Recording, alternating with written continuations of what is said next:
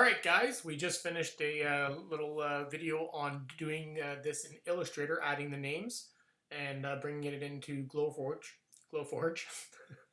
And so now we'll just show you how to do it in Inkscape, my favorite program. No, this is a piece of crap. Anyways, we've got our text tool here, so we've opened up the file. And one thing to note, again, these score lines are in the blue. The black is going to be our cut lines. So that's really important that we don't select all when we do our union, and I'll get to that in a second. So let's add our name. So we've got Aspen. We're going to change this to times bold.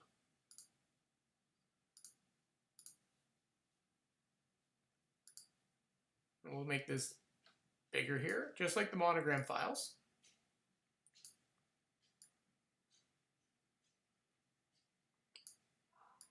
So I like to have my serifs just above the line and below the line here. So I'm just going to do this quick here. I just think it looks nicer.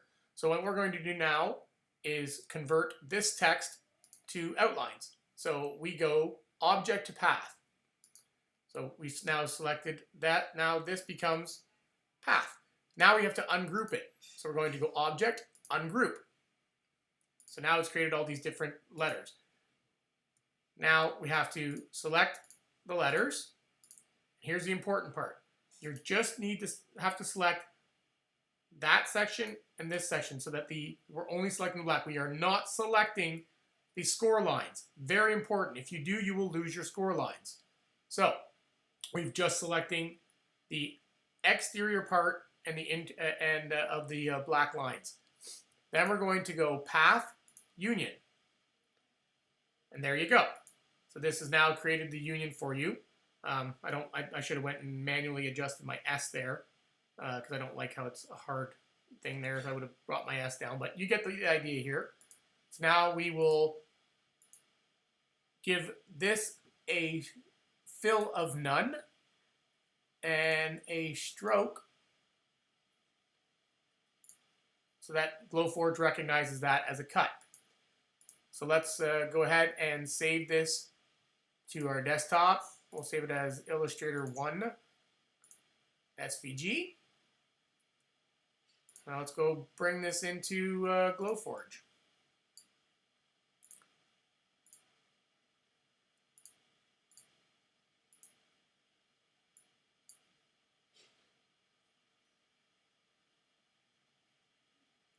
So here we go.